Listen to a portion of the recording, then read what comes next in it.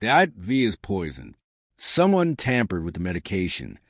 Marcus's desperate scream echoed to the silent corridor of the VIP wing at Metropolitan Hospital, making everyone present freeze in place. Wearing the navy blue uniform of the night security team, Marcus Johnson frantically pointed to the four-bag connected to Sarah Mitchell's arm, the 22-year-old daughter of CEO Dr. Warren Mitchell. His hands trembled, not from fear, but from an urgency that few could understand.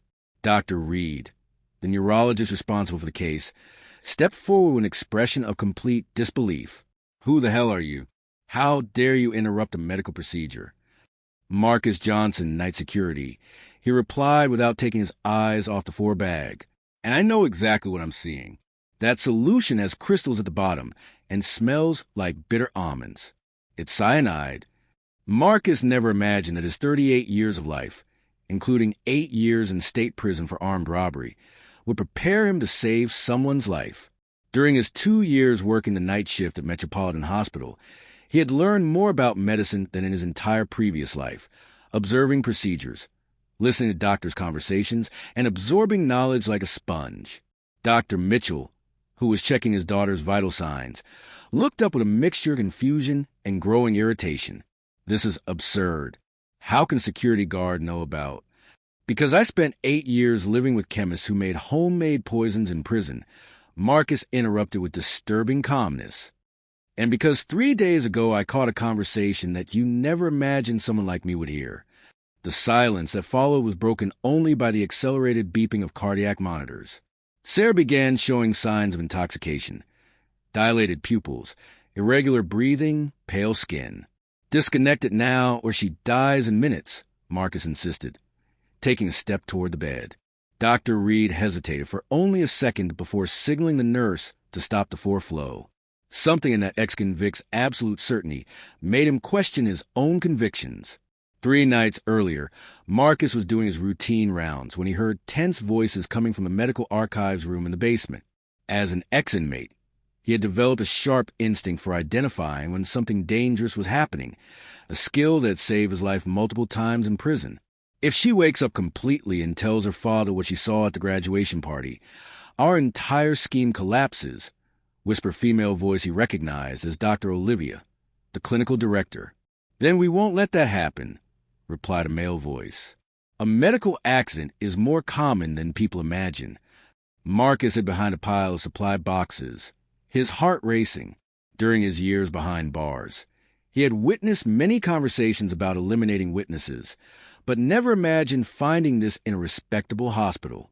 Now, watching Dr. Mitchell frantically examine the 4 that had been administered to his daughter, Marcus felt the weight of that discovery. Sarah Mitchell was waking from a traumatic coma, precisely when someone had decided she knew too much.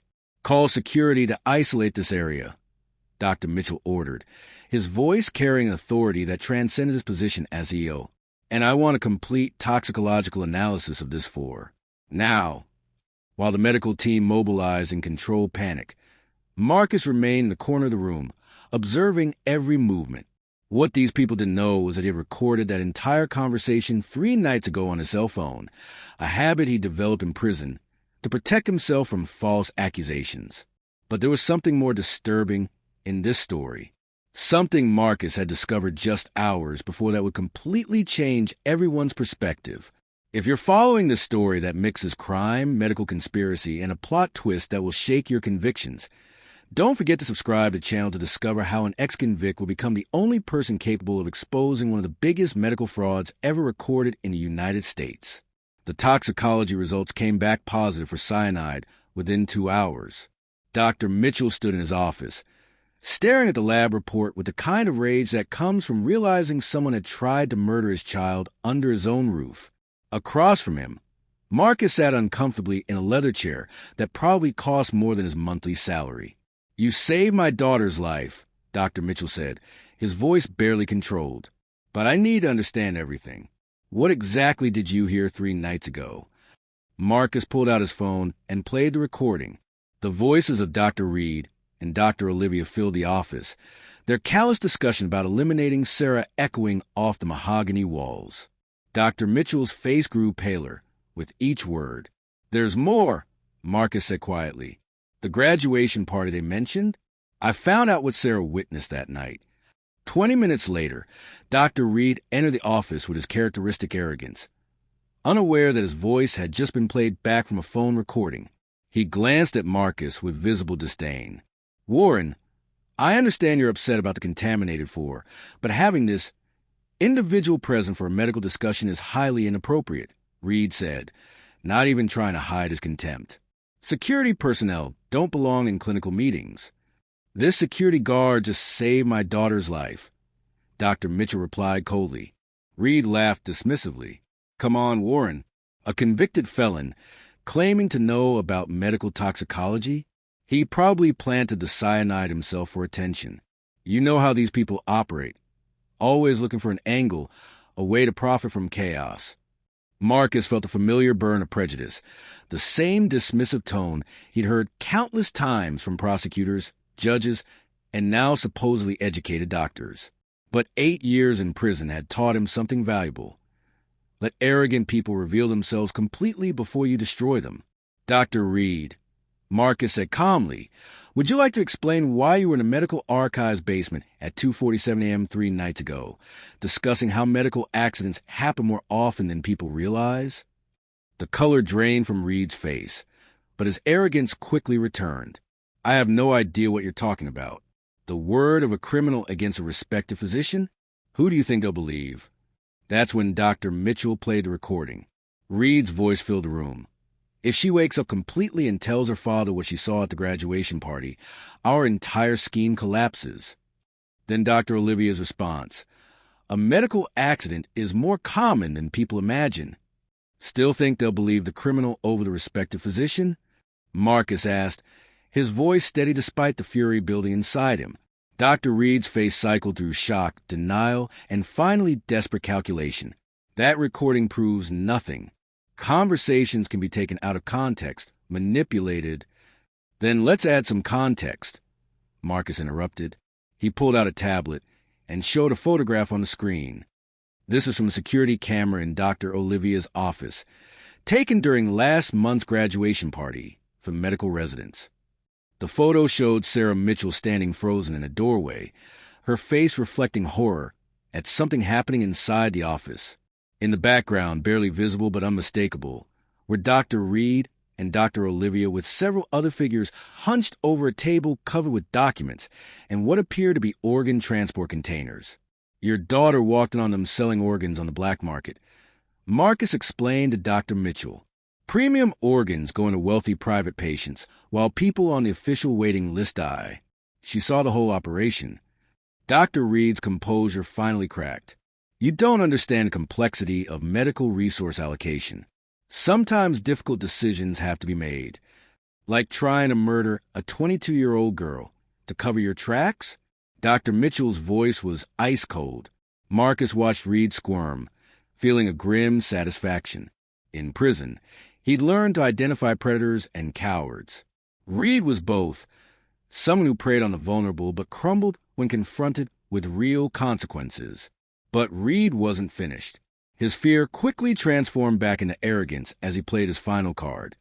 Even if any of this were true, who's going to believe it coming from you, Mr. Johnson? A 2-time felon working minimum wage night security? I'm a Harvard-educated physician with 20 years of spotless reputation. The prejudice in Reed's voice was so thick, it was almost physical. Marcus had heard it before from cops, lawyers, employers, landlords. The assumption that his criminal past erased any credibility, any intelligence, any human worth. You're right about one thing, Marcus said quietly.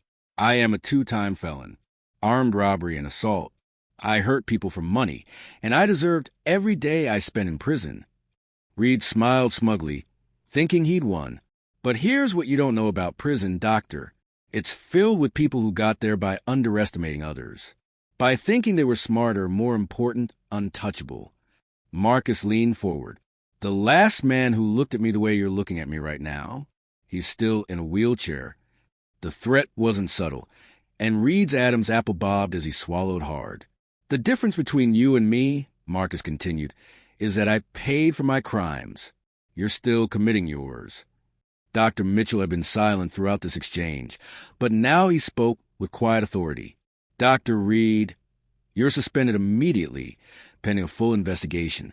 Security will escort you from the building.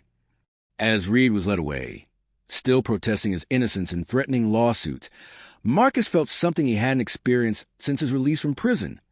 The satisfaction of being on the right side of justice. But Reed's parting words echoed in the office. You have no idea how deep this goes, Warren. No idea who you're really fighting. Those words carried a weight that made Marcus's blood run cold. Because in his 2 years at Metropolitan Hospital, he'd noticed things that hadn't made sense at the time. Patterns that suggested the organ trafficking operation was just the tip of an iceberg that ran much deeper than anyone imagined. What Marcus hadn't told Dr. Mitchell yet was the most disturbing discovery of all. Something he'd found just hours before Sarah's was poisoned. Something that would reveal that Dr. Reed wasn't the mastermind behind the conspiracy, but merely a puppet in a scheme so vast it reached into the highest levels of the medical establishment itself. The email arrived at Marcus's personal account at 3:47 a.m., 2 days after Dr. Reed's arrest. The sender was anonymous, but the message was crystal clear. Accidents happen to people who don't mind their own business. Ask your cellmate Tommy Rodriguez how prison accidents work. Marcus stared at the screen, his blood turning cold. Tommy Rodriguez had been his cellmate for 3 years before dying in what was officially ruled a slip in the shower. But Marcus knew better. Tommy had been asking too many questions about the corrupt guards trafficking drugs, and someone had silenced him permanently. The threat wasn't just about him anymore. They knew his history, his vulnerabilities, and they were willing to use prison connections to eliminate him. But what truly shocked Marcus wasn't the death threat. It was what he discovered in Dr. Olivia's computer files just hours before Sarah's poisoning. Using his security access codes, he'd found a database that made the organ trafficking look like petty theft. Metropolitan Hospital wasn't just selling organs. They were systematically murdering patients to harvest them. The files contained hundreds of names of patients who had died under mysterious circumstances, their organs immediately harvested and sold to private buyers. Homeless people, elderly patients with no family, inmates from the state prison medical ward. Anyone society wouldn't miss. Marcus recognized some of the names. During his years in prison, several cellmates had been transferred to Metropolitan for routine medical procedures and never returned. The guards always said they died from complications, but now Marcus realized they'd been murdered for their organs. Mr. Johnson? A soft voice interrupted his dark thoughts. Marcus looked up from a computer in the security office to see Sarah Mitchell standing in the doorway.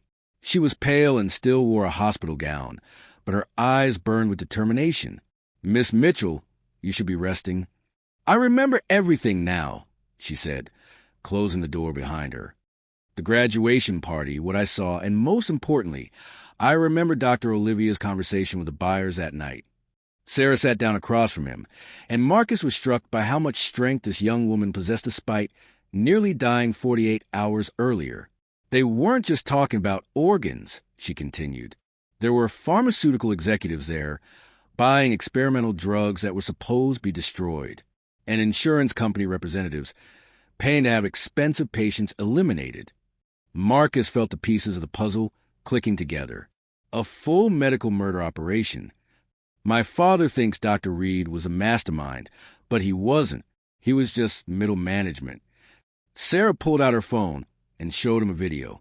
I recorded this at the party before they noticed me. The video showed Dr. Olivia shaking hands with a man Marcus didn't recognize, someone in an expensive suit with the kind of cold eyes that belonged in maximum security prison. That's Vincent Carbone, Sarah explained. He runs the largest organ trafficking network on the East Coast. But here's what's really terrifying. He's not the buyer in this operation. He's a supplier. Marcus understood immediately. Carbone wasn't purchasing organs from Metropolitan Hospital. He was providing them with victims. The homeless people, the prisoners, the elderly patients with no family. Marcus said slowly, they're being delivered here specifically to be harvested. Sarah nodded grimly. And Dr. Olivia is still out there, running the operation.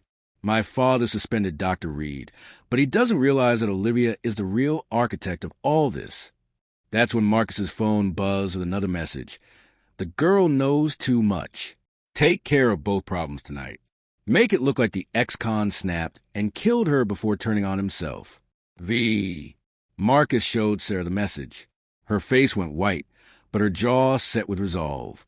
They're going to try to kill us both tonight, she said.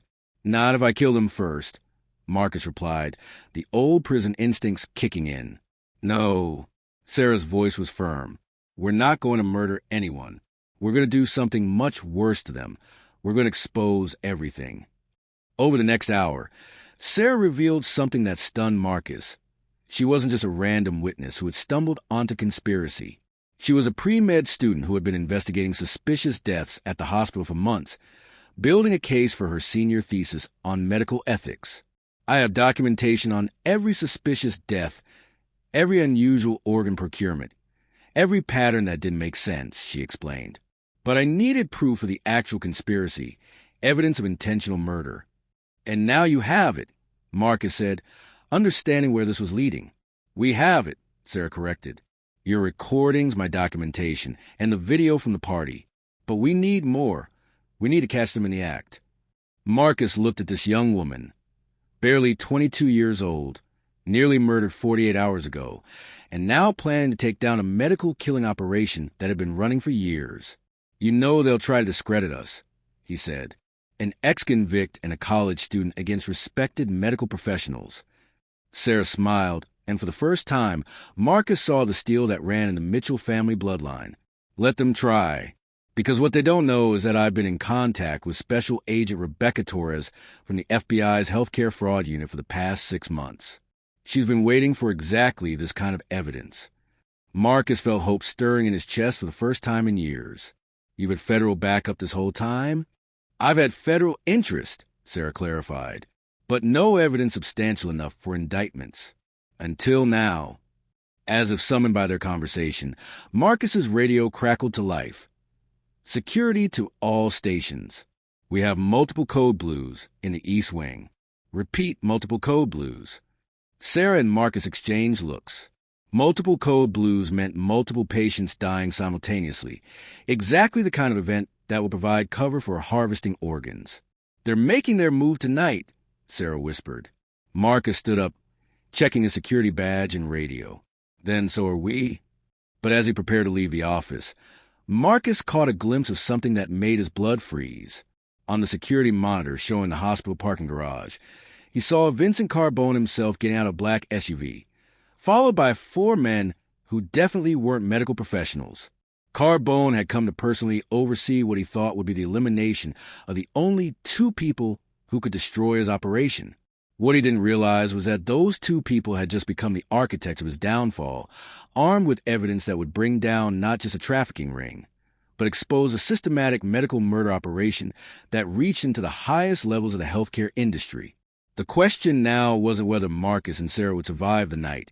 It was whether the conspiracy would survive the morning, when the FBI received a complete documented case of medical murder, complete with recordings, video evidence, and the testimony of 2 witnesses who had nothing left to lose and everything to fight for. The East Wing looked like a war zone. 5 patients had simultaneously gone into cardiac arrest, and the medical staff was running between rooms in controlled chaos. But Marcus noticed something the doctors missed. Every single patient was a John Doe, homeless individuals with no family, no visitors, no one who would ask questions. It's happening right now, Sarah whispered as they watched from the stairwell. They're harvesting organs under the cover of a mass casualty event. Through the window, they could see Dr. Olivia directing the resuscitation efforts with cold efficiency. But instead of trying to save lives, she was coordinating which organs to harvest first. Marcus's radio crackled. Security, we need you to clear the East Wing of all non-essential personnel.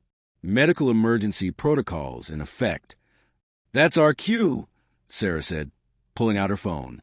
Agent Torres, this is Sarah Mitchell. The operation is happening now. East Wing, Metropolitan Hospital. FBI is 7 minutes out, came the reply.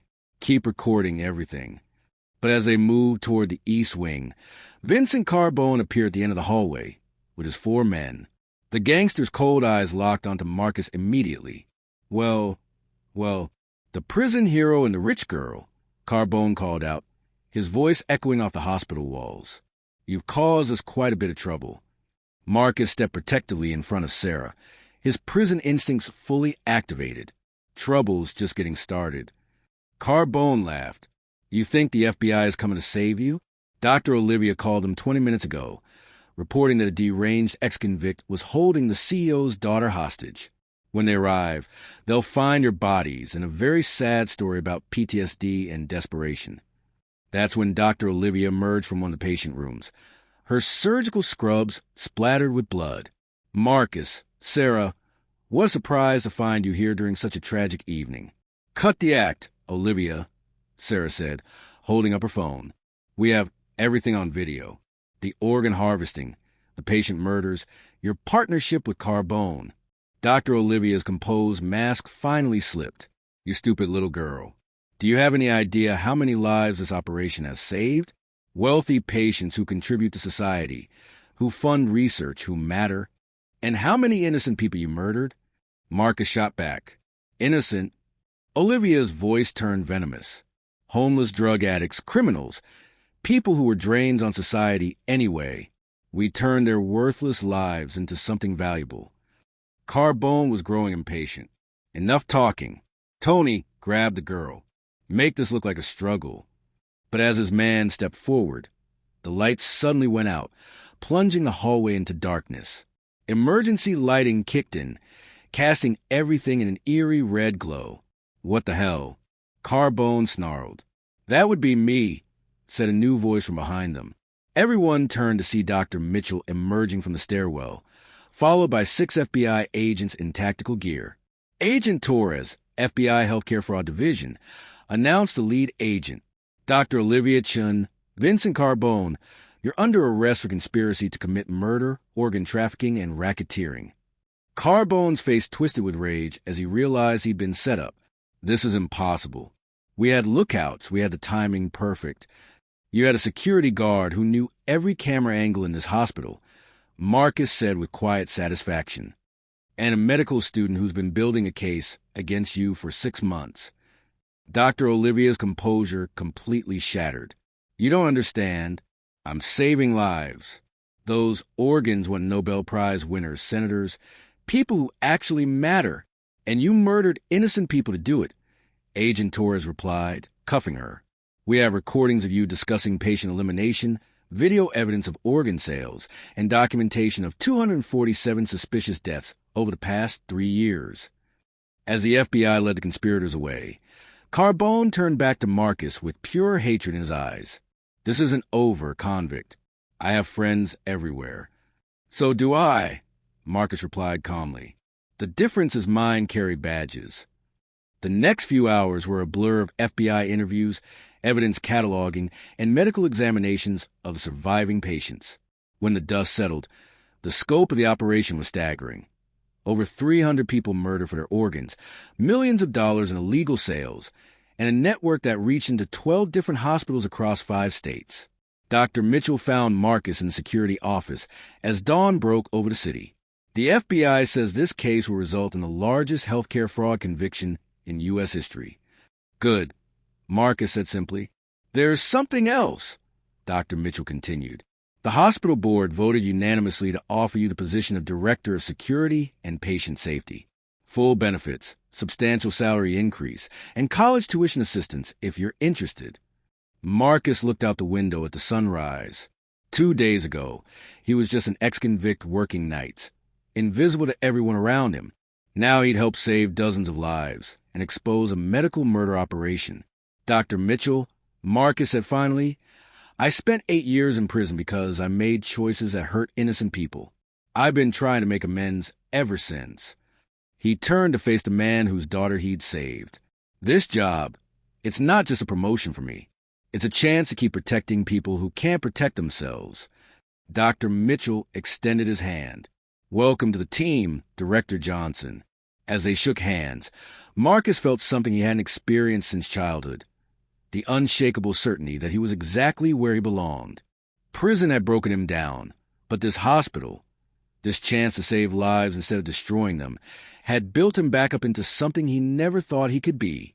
But the story wasn't over yet, because as the FBI continued their investigation, they would discover that Dr. Olivia and Vincent Carbone were just middle management in a conspiracy that reached much higher into pharmaceutical companies, insurance corporations, and government oversight agencies. The real masterminds were still out there, and they would soon learn that Marcus Johnson wasn't just a security guard anymore.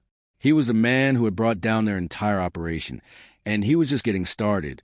6 months later, Marcus stood in his new office on the 8th floor of Metropolitan Hospital, the same floor where he'd once worked as invisible night security.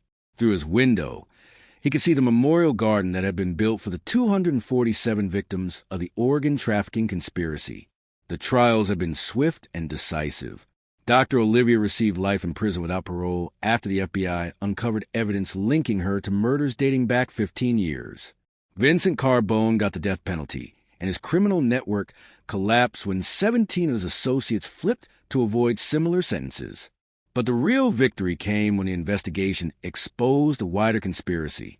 12 hospitals across 5 states were shut down, 43 medical professionals lost their licenses permanently, and 3 pharmaceutical executives were sentenced to decades in federal prison.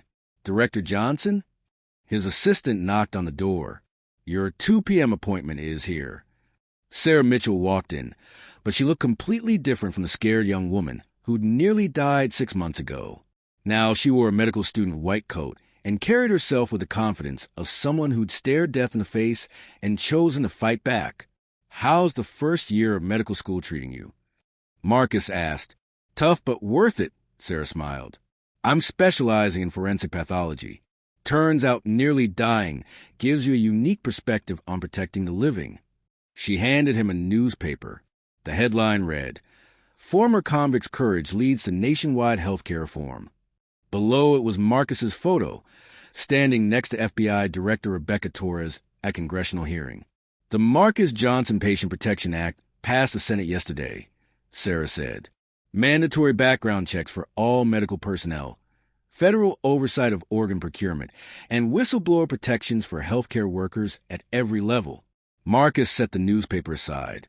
"It's not about the law. Laws don't save people. People save people." Sarah nodded toward the window, where they could see Dr. Mitchell making his afternoon rounds. "Dad's different now. He actually talks to the janitors, asks the orderlies about their families. He says you taught him that everyone in a hospital sees things that matter." The transformation of Dr. Mitchell had been perhaps the most surprising outcome of the entire ordeal. The man who'd once been distant and intimidating now made it a point to know every employee's name, to listen to concerns from all levels of staff, and to implement the kind of transparency that made corruption impossible. "There's something else," Sarah continued, pulling out an official-looking document. "The American Medical Association wants to establish the Johnson Protocol in every hospital nationwide, a system where security and support staff are trained to recognize and report suspicious medical activities." Marcus looked at the document that would formalize his approach to hospital security. The same observational skills he'd learned in prison to stay alive were now being codified to save lives. "Your father could have implemented this himself," Marcus pointed out. "He could have," Sarah agreed, "but he said it was important that it carry your name. The man who proved that where you come from doesn't determine where you can go." A soft knock interrupted them. Dr. Mitchell entered, carrying a thick folder. "Marcus, I wanted you to see these before the board meeting." He opened the folder to reveal dozens of letters from patients, families, and staff members. "Ever since you implemented the new safety protocols, our patient mortality rate has dropped by 60%. More importantly, our staff feels empowered to speak up when something doesn't look right." Marcus picked up one of the letters. It was from a night janitor who'd reported suspicious activity in the pharmaceutical storage area, leading to the arrest of 2 employees who'd been stealing cancer medications to sell online. Another letter was from a cafeteria worker who'd noticed that certain patients never seemed to have visitors and had flagged them for additional welfare checks, preventing 3 potential cases of medical neglect. "You've created a culture where everyone understands they're guardians of patient safety," Dr. Mitchell said. "Not just the doctors and nurses, but everyone who works here." As the afternoon wound down, Marcus walked to the hospital corridors that had once been his entire world during those lonely night shifts. But now, staff members at every level nodded respectfully, many stopping to update him on security concerns or to ask advice about suspicious situations they'd observed. He paused at room 805, where Sarah had nearly died. The room now housed Mrs. Rodriguez, an elderly woman recovering from surgery. Her son was a former gang member who'd turned his life around and now worked as a counselor for at-risk youth. "Mr. Johnson," Mrs. Rodriguez called out when she saw him. "Miguel told me you used to be in prison too, and now you run security for the whole hospital." "That's right, Mrs. Rodriguez." "You give people like us hope," she said, tears in her eyes. "My son, he thinks because of his past, he can't be nothing. But you show him different." Walking toward the exit, Marcus reflected on the journey that had brought him here. 8 years in prison had taught him to observe, to listen, to recognize danger. But it was his decision to act on what he'd learned, to risk everything to save an innocent life, that had transformed him from society's outcast into its protector. The memorial garden was quiet in the evening light. Marcus stood before the wall of names. 247 people who died because a corrupt medical system had decided their lives didn't matter. Homeless people, prisoners, elderly patients with no family. All the invisible people society had forgotten. "They're not invisible anymore," he said quietly to their memory. His phone buzzed with a text from Agent Torres. "Congressional hearing went great. 3 more hospitals in Texas just adopted the Johnson Protocol. You're changing the entire healthcare system, one hospital at a time." Marcus smiled, pocketing the phone. He'd learned something important over these past 6 months. The best revenge against a system that had written him off wasn't to tear it down, but to build it up better than it had ever been before. Dr. Olivia had seen him as worthless. Vincent Carbone had seen him as disposable, and society had seen him as irredeemable. But they'd all been wrong. His past hadn't disqualified him from heroism. It had prepared him for it. As he walked his car, Marcus thought about the young men and women currently serving time in the same prison where he'd spent 8 years. Some of them would be released tomorrow, next week, next year. And when they were, they'd face the same prejudice, the same assumptions, the same barriers that he'd faced. But now there was proof that redemption was possible, that second chances could lead to extraordinary outcomes, and that sometimes the most unlikely heroes were the ones society had given up on. Marcus Johnson had entered prison as a criminal and emerged as a guardian. He'd entered Metropolitan Hospital as invisible night security and emerged as a nationally recognized advocate for healthcare reform. The man who'd once hurt people for money had become the man who protected people for free. That's the thing about second chances. They don't just change a person who receives them. They change everyone whose life that person touches. If this story inspired you to see the potential for redemption in the most unlikely places, subscribe to our channel for more stories that prove heroism comes in all forms, and that sometimes the most important thing you can do is give someone the chance to prove who they really are.